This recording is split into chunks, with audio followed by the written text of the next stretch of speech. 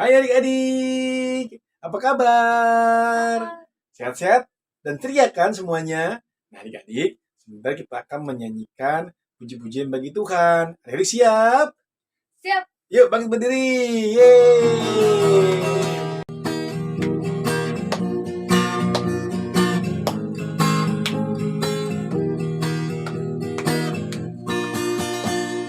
Biar gunung beranjak dan bukit-bukit bergoyang, namun kasih setiamu tak akan beranjak dariku. Biar gunung beranjak dan bukit-bukit bergoyang, namun kasih setiamu tak akan beranjak dariku. Tak akan beranjak, tak akan bergoyang, tak akan beranjak, tak akan bergoyang. Demikianlah firman Tuhan yang mengasihiku. Takkan beranjak, tak akan beranjak, tak akan bergoyang, tak akan beranjak, tak akan bergoyang. Demikianlah firman Tuhan yang mengasihiku. Sekali lagi. Biar gunung beranjak dan bukit-bukit bergoyang, namun kasih setiamu tak akan beranjak dariku. Biar gunung beranjak dan bukit-bukit bergoyang, namun kasih setiamu tak akan beranjak dariku. Tak akan beranjak, tak akan bergoyang, tak akan beranjak, tak akan bergoyang. Demikianlah firman Tuhan yang mengasihiku. Takkan beranjak, tak akan beranjak, tak akan bergoyang, tak akan beranjak, tak akan bergoyang. Demikianlah firman Tuhan yang mengasihiku, yang mengasihiku, yang mengasihiku. Yeay. Mari adik-adik kita persiapkan hati kita. Kita mendengar firman Tuhan. Kita mau belajar sama-sama tunduk dalam hadirat Tuhan. Kita mau menyembah Allah kita.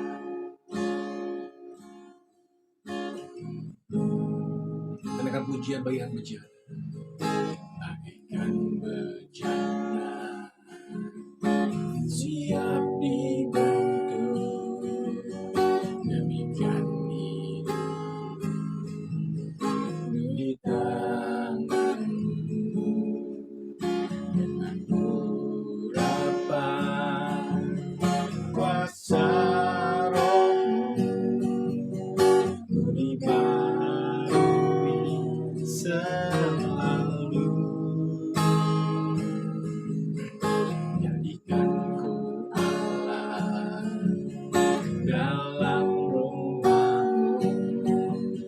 Inilah hidup di tangan-Mu. Tentulah seturut kehendak-Mu. Pakailah sesuai rencana-Mu. Ku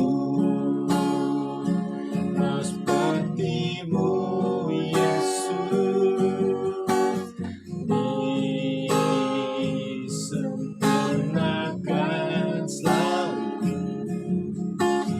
dalam segenap jalanku, memuliakan nama.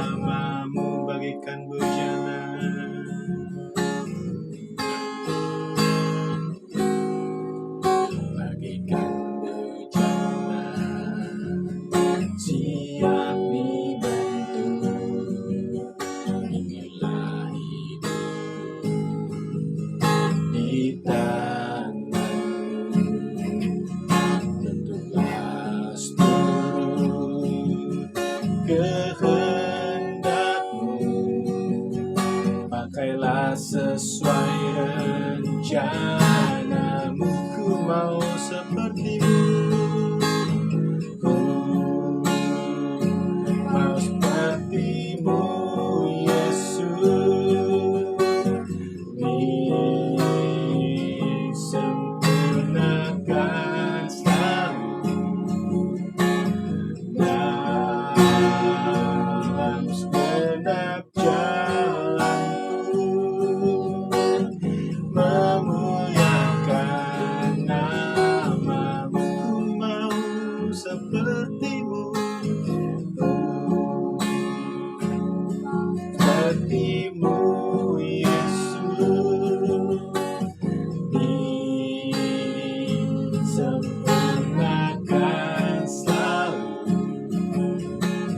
dalam segenap jalanku, memuliakan nama-Mu,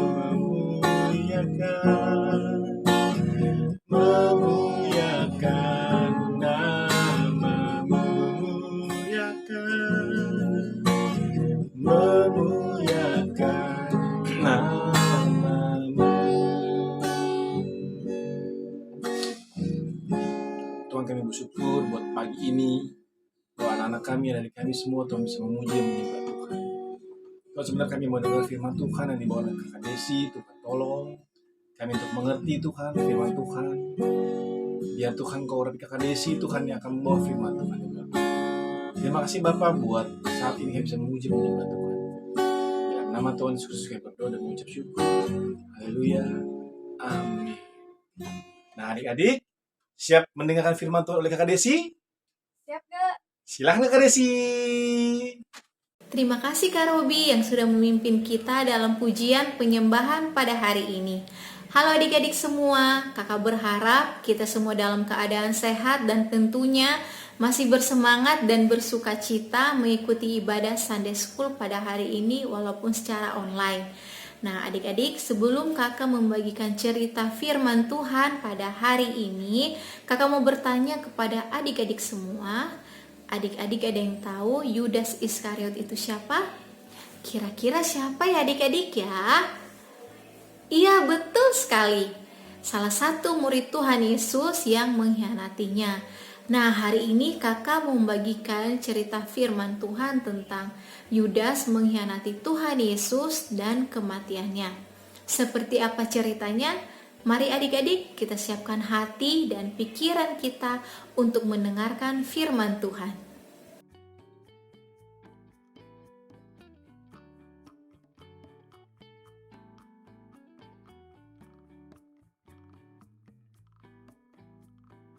Ketika hari mulai siang, semua imam kepala dan tua-tua bangsa Yahudi berkumpul dan mengambil keputusan untuk membunuh Yesus. Mereka membelenggu dia, lalu membawanya dan menyerahkannya kepada Pilatus, wali negeri itu. Pada waktu Yudas yang menyerahkan dia, melihat bahwa Yesus telah dijatuhi hukuman mati, menyesallah ia. Lalu ia mengembalikan uang yang 30 perak itu kepada imam-imam kepala dan tua-tua. Dan berkata, "Aku telah berdosa karena menyerahkan darah orang yang tak bersalah." Tetapi jawab mereka, "Apa urusan kami dengan itu? Itu urusanmu sendiri." Maka ia pun melemparkan uang perak itu ke dalam bait suci, lalu pergi dari situ dan menggantung diri. Imam-imam kepala mengambil uang perak itu dan berkata, "Tidak diperbolehkan memasukkan uang ini ke dalam peti persembahan, sebab ini uang darah." Sesudah berunding, mereka membeli dengan uang itu tanah yang disebut tanah tukang periuk untuk dijadikan tempat pekuburan orang asing. Itulah sebabnya tanah itu sampai pada hari ini disebut tanah darah. Dengan demikian genaplah firman disampaikan oleh Nabi Yeremia. Mereka menerima 30 uang perak, yaitu harga yang ditetapkan untuk seorang menurut penilaian yang berlaku di antara orang Israel. dan mereka memberikan uang itu untuk tanah tukang periuk, seperti yang dipesankan Tuhan kepadaku. Demikian cerita firman Tuhan kita hari ini adik-adik. Sekarang kakak mau menjelaskan sedikit dari cerita firman Tuhan yang sudah kita dengar. Jadi adik-adik semua, Yudas Iskariot ini adalah salah satu murid Tuhan Yesus yang dipercayakan untuk menjabat sebagai bendahara. Bendahara itu apa sih kakak? Bendahara itu adalah orang yang memegang kas atau orang yang memegang uang. Nah, Yudas Iskariot ini dipercayakan untuk memegang uang pada waktu itu, dan dia jugalah yang mengatur segala kebutuhan Tuhan Yesus. Tetapi karena ia tidak setia dan taat kepada tugas yang sudah diberikan kepadanya, maka imannya mulai tergoncang adik-adik. Dia mudah dipengaruhi oleh iblis yang mengarahkan hatinya ke harta duniawi, dan akhirnya dia melakukan perbuatan yang tidak baik adik-adik, yaitu dengan mengkhianati Tuhan Yesus dengan cara menjual atau menyerahkan Tuhan Yesus kepada imam-imam kepala dan para tua-tua supaya mendapatkan uang. Karena Yudas berpikir bahwa nanti Tuhan Yesus bisa menyelamatkan dirinya seperti ia menyelamatkan banyak orang. Tetapi tidak demikian adik-adik. Tuhan Yesus disiksa, bahkan dijatuhkan hukuman mati. Karena Yudas melihat Tuhan Yesus disiksa dan dijatuhkan hukuman mati, maka ia sangat menyesal telah berbuat tidak baik kepada Tuhan. Lalu ia kembali datang kepada imam-imam kepala dan para tua-tua. Dia mengatakan, aku telah berdosa, telah menyerahkan orang yang tak berdosa kepada kalian. Lalu imam kepala mengatakan, apa urusan kami dengan itu? Itu adalah urusan kamu. Maka uang yang mau dikembalikan Yudas tadi tidak diterima oleh imam kepala adik-adik. Lalu Yudas melemparkan uang itu ke bait suci. Lalu ia pergi. Dia menyiksa dirinya dengan cara menggantung diri. Lalu uang yang dilemparkan ke bait suci tadi, imam kepala mengatakan bahwa uang tersebut tidak boleh dimasukkan ke peti persembahan karena itu adalah uang darah. Maka mereka berunding, dan setelah berunding mereka membeli sebidang tanah untuk dijadikan pekuburan orang asing yang dinamai tanah tukang periuk, dan tanah itu sampai saat ini dikenal sebagai tanah darah. Nah, adik-adik semua, dari cerita firman Tuhan yang sudah kita dengar, kakak mau memberikan dua kesimpulan kepada adik-adik semua. Kesimpulan yang pertama, Yudas tidak taat dan setia kepada Tuhan. Tadi kita bisa melihat di mana Yudas menjual atau menyerahkan Tuhan Yesus supaya ia mendapatkan uang. Dengan dari perbuatannya itu, maka Tuhan Yesus disiksa, bahkan dijatuhkan hukuman mati.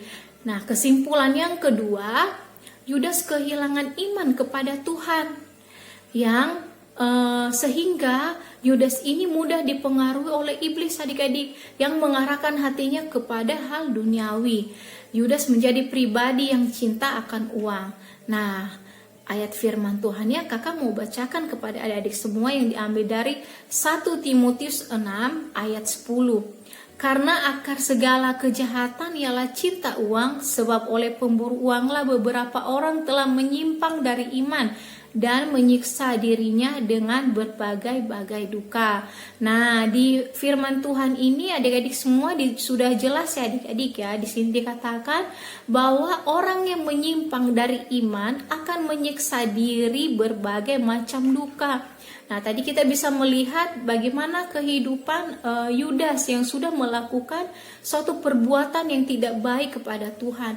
Akhirnya dia menyiksa dirinya sendiri dengan cara dia menggantung dirinya.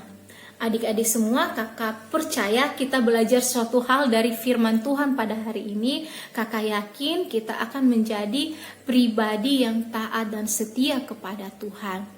Adik-adik semua, mari kita bersatu dalam doa. Tuhan, terima kasih buat hari ini kami sudah mendengarkan firman-Mu. Kami percaya Tuhan, kami banyak belajar hal dari firman pada hari ini yang sudah kami dengar. Tuhan Yesus, jamah kami dengan Roh-Mu, tuntun setiap kehidupan kami agar kami menjadi pribadi yang taat dan setia kepadamu ya Tuhan. Terima kasih Tuhan buat setiap kesehatan, terima kasih buat setiap pemeliharaan Engkau dalam kehidupan kami. Terima kasih Tuhan, hanya di dalam nama Yesus kami telah berdoa dan mengucap syukur. Haleluya Tuhan. Amin. Adik-adik semua, setelah ini kita akan melihat beberapa foto-foto activity minggu lalu. Dan kakak juga mau mengucapkan terima kasih kepada adik-adik semua yang sudah setia mengirimkan foto activity setiap minggunya. Nah, setelah ini kita akan sama-sama melakukan activity bersama kakak Nesya. Adik-adik, sekarang kita lihat foto activity dulu ya.